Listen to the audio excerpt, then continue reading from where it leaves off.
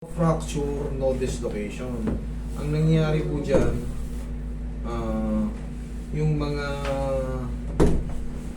nerve mo, yun po ang sigurong nakating. Kasi base dito sa x-ray, mababa siya. Pero hindi siya totally dislocated.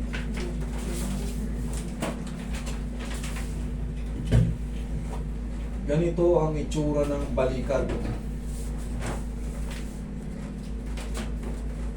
Anong pinagkaiba? Ito yung kay sir. Tingnan mo, ang laki ng umang. O, tingnan mo yung normal. Dapat yan, dapat nakadikit siya sa acromion. Kay bossing, nakahiwalay na. May distance. Ngayon, anong magiging diferensya niya pag may distance? Ibig sabihin, hindi ma-hold nung mga ligaments, muscle, tendons para mag-establish sa position yung tawag kasi dito is humerus bone. Ayan, yung humerus bone. Ito yung head humerus bone. Tignan mo yung itsura, may orca. Dapat yan bilog. Kagaya nito. Tingnan mo. Sige. Natag mo lang. Ayan, bilog.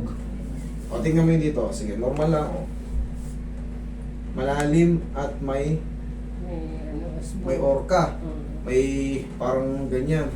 Bossing, ang mangyayari dyan, pag inangat ko yan, dito kayo nadadaya ng ibang ano eh. Pero sa akin to, walang babayaran to si bossing. Kunyari, meron kasi ako nakikita niyan eh. Actually, sikat na rin to eh. Ito dapat maintindihan nyo. Kasi dyan kayo nabubudol eh. Sayang yung binabayad nyo. Ang laki ng binabayad nyo. Pag ginanyan meron, ayan, bilog. Huwag kong bibitawan. Ang ginagawa kasi, tatalian niya na yan ng ganyan. Tatalian niya na ng ganyan. Oh, wala na. Awanan. Oh. Pero pag binitawan ko yan, toink, lulubog na naman. Siyempre, hinuhold ko ng gano'n eh. Oh. Igagapos ngayon niya ng ano. Pero ang magiging ano rito, bossing, ang magiging pinakasagot dyan, kasi hindi naman dislocated dyan eh. Nerve problem yan, or mga tendons, mga muscles, mga nerves nga dyan. Doon na nagkapuluwi. Ang gagawin mo dyan, kung kakayanin mag-push up para mag-develop yung muscle, para lumaki siya ulit, para mag-grip, para ma-hold niya yung ano. Pagka wala ka kasing walang muscle, walang muscle na nagde-develop, mahina. Masakit daw, masakit. Kailan po ba kayo nadali? Kailan kayo nalaglag sa bangin? Ano pa eh, April 15. April, May 15, isang buwan. Galing pag-check kung katanduan. Katanduanis ko kayo galing. Nagpunta sa kapatid ko eh, para ano. Bossing, itatry kung ano, pabaguhin natin yung posisyon. Masakit po ba siya? Hindi yung pag, medyo masakit-sakit. Sige, ganun mga, hanggang saan yung masakit? Yan. Yan, masakit na siya. Hindi na naangat. Hindi naman masakit, pero hindi naman masyado. Kailangan kasi nito, bossing, mapacheck pa to sa ortho. Kung ano yung kailangan to ma-MRI muna. Kasi hindi siya dislocated talaga totally. Talagang Sabi kasi dun sa na-district daw sa ABMC, sa Bira, sa Katanduan. Sabi, bakit naka-posisyon? Kasi ewan ko yung ano Siguro, yan. paddle drive ko ng motor, siguro lalong na ano. May ano to, may nerve problem to. May nerve problem. Kasi pag ginaganon, ayan o, sumushoot. Problema, hindi maikilos. Nakapakat.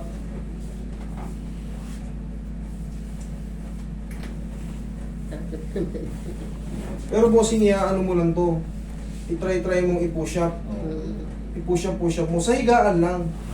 What I mean, di ba, kunyari, kama nyo to, eh, bumaba ka sa kama mo.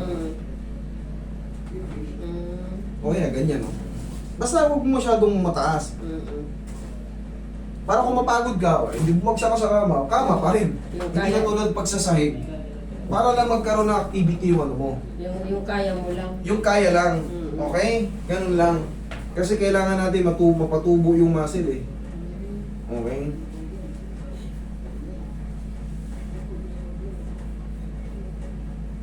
Pero to bossing, sabi ko sa inyo, wala akong sisingilin sa iyo. Para kahit pa paano. Kung makakapagpa-MRI ka ron sa Catanduanes ng libre, Mm. total magbubutuhan ng mga barangay, ilapit mo kay chairman. Oo, kailangan natin sila ngayon. Pagka butuhan, kailangan nila kayo, subukan nyo lumapit doon kay kapitan. Chairman, kahit ano lang, MRI without contrast lang, yung pinakamura lang na MRI, para malaman nyo kung ano naging kaso dito. Para kung sakaling pwedeng injikan ng ano, sila nang bahala doon, para lumuwag lang. Kasi ito, nagni-negative ka sa ano eh, sa maaring nerve problem to.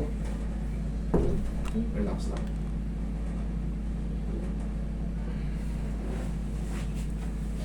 Kaya mong pumamewang? Hindi. Nakapakat. Kaya relax na nga.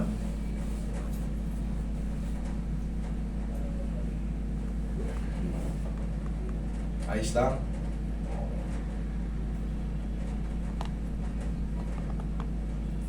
Gano'ng kataas yung bangin? Yung mga taas po. Bangin talaga. Oo. Bangin.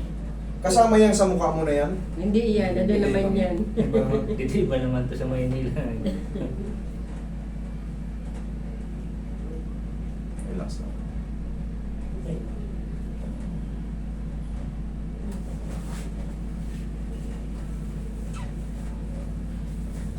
Bossing sa akin, ang tinaray ko kasi nga mababa, di ba nakita mo sa x-ray? Inaangat ko po siya para, siyempre, dumikit yung ano. Pero hindi pa yung mapiperfect maangat kasi nga, lost, ano yan, lost muscle, lost power. Ang kagandahan nga yan, sige, ganun ka nga, ganun ka. Testing lang, testing lang. Testing Pag hindi mo lang, kaya dahan yun, lang. dapat mo yung kamay mo, dapat mo, sige. Ayan. Dikit mo dyan sa pong. Iba yan to. Nahirapan siya. Wait lang, wait lang, wait lang. Hindi mo may dikit ng pag ganito? Hindi ko. Uy, hindi niya magano. Ah, okay. Pusing, upo ka.